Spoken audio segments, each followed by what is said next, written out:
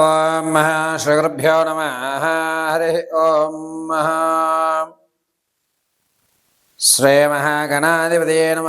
శ్రీ మహాసరస్వత్యై నమ. శ్రీగురుభ్యో నమ. హరి ఓం. జూలై నెలలో మేషరాశి దగ్గర నుంచి ప్రారంభం చేసుకుని మీనరాశి వరకు కూడా ఏ విధమైనటువంటి గ్రహ సంచారణలు జరుగుతున్నాయి, ఏ విధమైనటువంటి అవకాశాలు మనం అందిపుచ్చుకోగలుగుతున్నాము, ఎంత అనారోగ్యానికి మనం కారణం అవుతాము, ఏ అవకాశాన్ని ఏ రోజున మనం ప్రారంభం చేసుకోవాలి, ఏ పని ఏ రోజు ప్రారంభం చేస్తే ఏ విధమైన ఫలితాలు మనకు లభిస్తున్నాయి, అంతేకాకుండా వచ్చేటువంటి ఆర్థిక ఇబ్బందులు ఏమిటి, దాని యొక్క రెమెడీ ఏ విధంగా మనం చేసుకోవాలి, ఈ నెలంతా కూడా ఈ నెలలో మనం చేయదగ్గ పనులేమిటి, చెయ్యకూడని పనులేమిటి, ఏ విధంగా మన ప్రవర్తన ఉండాలి అనేటువంటి విషయాలన్నింటినీ కూడా మీకు క్షుప్తంగా వివరిస్తూ ఉంటాను. అంతేకాకుండా ఈ నెలలో మనం తీసుకునేటువంటి నిర్ణయాల ఆధారంగా రానున్న రోజులు ఏ విధమైనటువంటి ఆధారితం కలిగి ఉంటుంది అనేటువంటి విషయాన్ని, అంతేకాకుండా ఈ నెలలో మనము ధనం అభివృద్ధి చెందే విధంగా ఏ విధమైనటువంటి ప్రణాళించుకోవాలి, ఏ విషయాన్ని ఎంతవరకు ఎవరికి చెప్పాలి, ఏ విషయాలు ఎవరికి చెప్పకూడదు అనేటువంటి పూర్తి విషయాలన్నింటినీ కూడా క్షుప్తంగా ఈ నెలలో మేషరాశి దగ్గర నుంచి మొదలుపెట్టుకుని మీనరాశి వరకు కూడా వివరించడం జరుగుతుంది. ఈ కేవలము పంచాంగకర్తల ఆధారంగా పరమశివుడి యొక్క ఆజ్ఞ ప్రకారంగా నాకు ఉన్నటువంటి జ్ఞానాన్ని ఉపయోగించి కేవలము జరిగేటువంటి విపత్తుల ఆధారంగా మాత్రమే జాతకం చెప్పడం అనేటువంటి జరుగుతుంది. వ్యక్తిగతంగా జాతక పరిమాణం కావాలనుకుంటే కనుక మీరు సంప్రదిస్తే మీ యొక్క జాతకాన్ని విశదీకరించి చెప్పడం జరుగుతుంది. ఇది రాశి గుణాల అనుకూలంగా మీకు తెలియజేస్తున్నటువంటి విషయం. వ్యక్తిగత రీత్యా మీరు తెలుసుకోవాలి అనుకుంటే కనుక నా నెంబర్ సంప్రదించి వ్యక్తిగతంగా ఉన్నటువంటి జాతక దోషాలని కానీ లేకపోతే మీకు ఉన్నటువంటి సమస్యలు కానీ పరిష్కరించుకోండి. ఇది చెప్పేటువంటి మేషం దగ్గర నుంచి ప్రారంభం చేసుకుని మీనరాశి వరకు కూడా జూలై నెలలో జరిగేటువంటి ప్రతి విషయాన్ని తెలుసుకుని మీరందరూ కూడా దాన్ని సమస్యకు తగ్గ పరిష్కారాలు కూడా చెప్పడం జరుగుతుంది. వాటిని వివరించుకుని చక్కగా పార్వతీ పరమేశ్వరుల కటాక్షానికి లోబడి మీ కష్టాలన్నీ కూడా ఆ పార్వతీదేవి తీర్చి మీ అందరినీ ఆయురారోగ్యాలతో కాపాడుతుందని మనస్ఫూర్తిగా నమ్ముతూ ఈ రోజున మేషం దగ్గర నుంచి మీనం వరకు కూడా జూలై నెలలో ఉన్నటువంటి ఫలితాలను తెలియజేయడం జరుగుతుంది. మంగళం మహత్. తదుపరి ధనుసు రాశి వారు. ధనుసు రాశి వారికి స్థిర ఆదాయం అనేటువంటిది ఏర్పడుతుంది. ఇప్పటి వరకు కూడా సరైన ఆదాయం లేనటువంటి వారికి ఈ నెల 16వ తారీఖు నుంచి స్థిర ఆదాయానికి మీరు శ్రీకారం చుడతారు. ఎంత వస్తే అంత వచ్చిందిలే, మనకంటూ నెలకంటూ ఒక ఫిక్స్డ్గా అమౌంట్ అయితే వస్తుంది కదా అని ఒక నిర్ణయానికి రావడం, కష్టమైనా సరే దానికి మీరు ఒప్పుకోవడం, స్థిర ఆదాయాన్ని మీరు నిర్ణయం తీసుకోవడం అనేది జరుగుతూ ఉంటుంది. అంతేకాకుండా మీ మీద శత్రువులు ఎక్కువ అవడంతో వారితో మీరు పోటీతనానికి దిగుతామనేటువంటి ఒక అతి ఉత్సాహాన్ని ప్రదర్శిస్తూ ఉంటారు. కానీ ఈ నెలలో చాలా జాగ్రత్తగా ధనుసు రాశి వారు ఉండాలి. ఎందుకోనంటే శత్రువులు మన ఎందుకు పుంజి ఉండడం వల్ల మిమ్మల్ని శారీరకంగా ఇబ్బంది పెట్టేటువంటి అవకాశం ఎక్కువగా లభిస్తూ ఉంటుంది.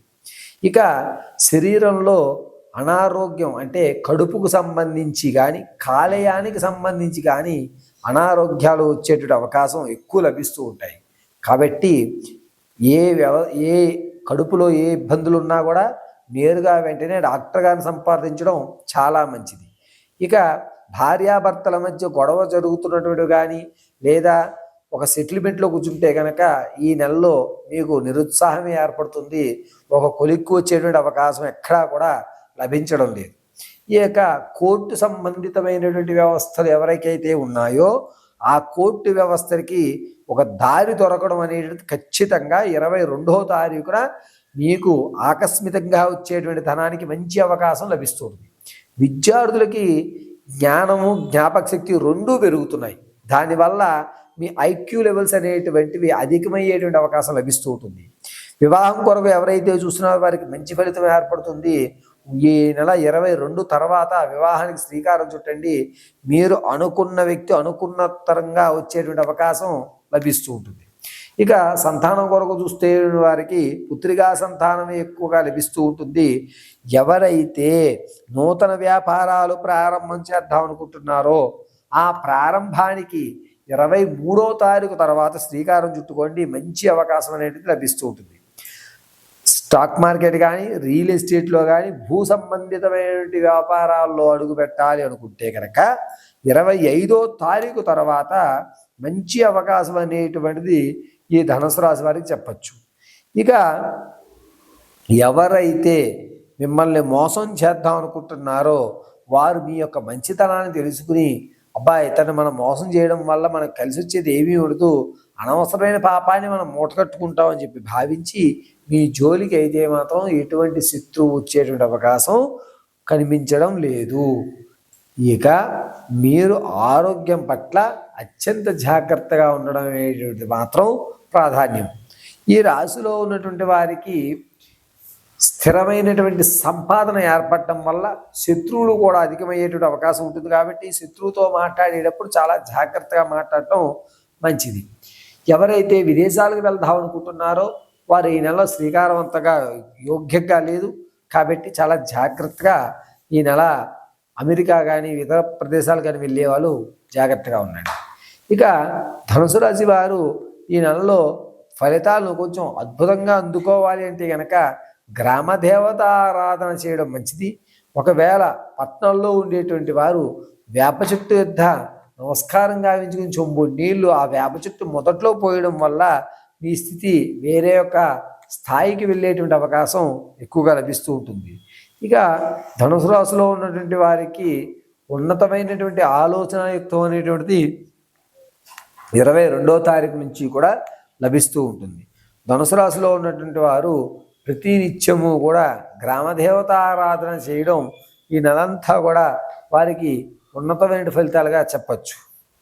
ఈ రాశి వారు తమ యొక్క వ్యవస్థని మార్చుకుని ఇతరుల కంట పడకుండా స్థిరమైన ఆదాయాన్ని సంపాదించుకుంటూ ఒక్కొక్క మెట్టు ఎదగడానికి కావలసినటువంటి అవకాశాలన్నీ కూడా జగదాంబిక అయినటువంటి మీ గ్రామ దేవతలు మాత్రం మీకు ఏర్పాటు చేస్తుంటారు.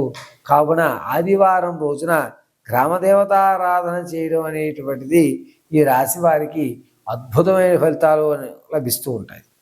ఇక ఎవరైతే ప్రమోషన్ కోసం చూస్తున్నారో వారికి అంత ఆశాజనకంగా లేదు, కాస్త ఇబ్బంది పడేటువంటి అవకాశం ఎక్కువ కనబడుతుంది. కావున మీరు ప్రమోషన్ గురించి మాత్రం ఎట్టి పరిస్థితుల్లోనూ ఆశ పెట్టుకోకండి. అంతేకాకుండా వివాహం కొరకు చూసే వారికి మంచి అవకాశం ఏర్పడుతూ ఉండడం వల్ల మీ యొక్క స్థితిగతులు అనేటువంటి మారే అవకాశం ఎక్కువగా లభిస్తూ ఉంటుంది. ఈ రాశివారు ప్రతి నిత్యము కూడా అమ్మవారి ఆరాధన చేయడం మంచిది.